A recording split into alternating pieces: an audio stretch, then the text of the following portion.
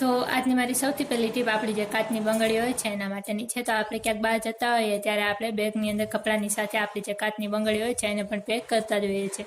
તો ઘણી વખત એવું થાય છે કે આપણે નોર્મલ રીતે જે આપણી બંગડી હોય છે કાચની એને એમને એમ કપડાની સાથે મૂકી દઈએ બેગમાં, તો ઘણી વખત જે આપણી બંગડી હોય છે તૂટી જતી હોય છે. તો એવું ના થાય એના માટે આપણે શું કરવાનું છે કે આપણે જ્યારે પણ કપડાની સાથે આપણે બેગની અંદર જે આપણી બંગડી હોય છે કાચની એને પેક કરવી હોય ત્યારે આપણે સૌથી પહેલાં તો કોઈ પણ એક મોજું લેવાનું છે અને એ મોજાને આપણે સૌથી પહેલાં તો આપણા હાથમાં આવી રીતે પહેરી લેવાનું છે.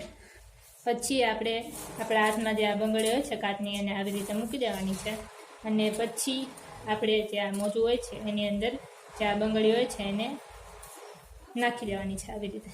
તો આવી રીતે આપણે જે મોજું હોય છે એની અંદર જે બંગડી હોય છે એને પેક કરીને મૂકી દેવાની છે. તો આવી રીતે તમે જે બંગડી હોય છે એને પેક કરીને મૂકશો તે જ્યાં પણ પટકાશે અથવા તો ગમે તે થશે તોય પણ જે બંગડી હોય છે તૂટશે નહીં. તો આ જે ટીપ છે તમને કેવી લાગી મને કોમેન્ટમાં જરૂરથી જણાવજો. તો આની પછીની ટીપ આપણે જોઈ લઈએ.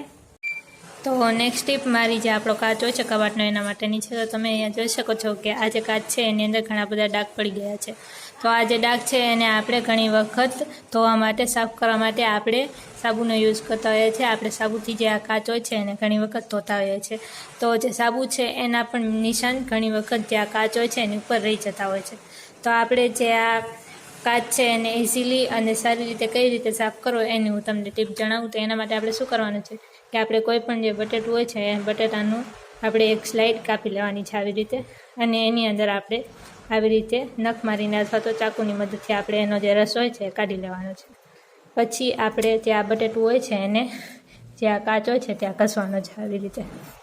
તો આવી રીતે તમે જે બટેટું હોય છે એને ઘસશો તો તમારો જે કાચ છે એકદમ ઇઝીલી સાફ થઈ જશે અને એની ઉપરના જે પણ કાંઈ ડાઘ હોય છે બધા ડાઘ નીકળી જશે. તો તમે અહીંયા જોઈ શકો છો કે આપણો જે કાચ છે એકદમ ક્લીન થઈ રહ્યો છે. તો આવી રીતે તમે જે કાચ હોય છે એને સાફ કરી શકો છો. અને પછી આ જે બટેટું છે એ ઘસ્યા પછી આપણે જે ન્યૂઝપેપર હોય છે એની મદદથી આપણે જે આ કાચ હોય છે એને સાફ કરી લેવાનો છે. તો આવી રીતે તમે કાચ જે હોય છે એને સાફ કરી શકો છો. તો આ જે ટીપ છે તમને કેવી લાગી એ મને કોમેન્ટમાં જરૂરથી જણાવજો. તો આની પછીની ટીપ આપણે જોઈ લઈએ. તો મારી નેક્સ્ટ ટીપ આપણી જે કાતર હોય છે એના માટેની છે. તો જ્યારે આપણે નવી કાતર લઈએ ત્યારે તો એની ધાર છે એ ખૂબ જ તેજ હોય છે, પણ થોડા ટાઈમ પછી એની ધાર જે છે એ ખૂબ જ ઓછી થઈ જાય છે.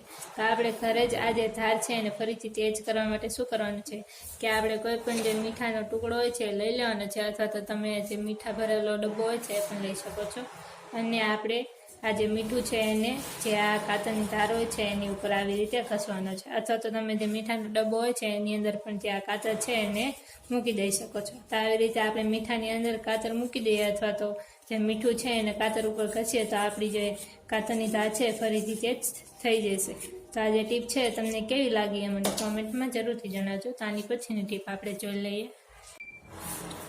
તો મારી છેલ્લી ટીપ આપણી જે રોટલીનો ગરવો હોય છે એના માટેની છે. તો ઘણી વખત એવું થાય છે કે આપણે ગરમ ગરમ જે રોટલી હોય છે એને ગરવાની અંદર મૂકીએ અને પછી એનું જે ઢાંકણ છે આપણે બંધ કરી દઈએ તો એની અંદર ઘણી વખત પાણી થઈ જતું હોય છે, એની અંદર ખૂબ જ ઝાકળ જેવું થઈ જતું હોય છે અને આપણી જે રોટલી હોય છે એ એકદમ પાણી જેવી થઈ જાય છે અને ઘણી વખત આપણી જે રોટલી હોય છે એ એકદમ કડક થઈ જતી હોય છે. તો આપણી રોટલીઓને પાણીવાળી આપણે ના થાય અને જે આપણી રોટલી છે એકદમ નરમ રહે એના માટે આપણે શું કરવાનું છે કે આપણે કોઈ પણ એક આદુનો જે ટુકડો હોય છે એ ટુકડો આપણે લઈ લેવાનો છે અને જ્યારે પણ આપણે ગરમ ગરમ રોટલી ગરવાની અંદર મૂકવી હોય ત્યારે આપણે રોટલી જે ગરવું હોય છે એની અંદર મૂકીને પછી એની અંદર આપણે જે આદુનો ટુકડો હોય છે એ મૂકી દેવાનો છે. એવું કરવાથી શું થશે કે આની અંદર કોઈ પણ જાતનો ભેજ નહીં લાગે અને તમારી જે રોટલી છે એકદમ નરમ રહેશે.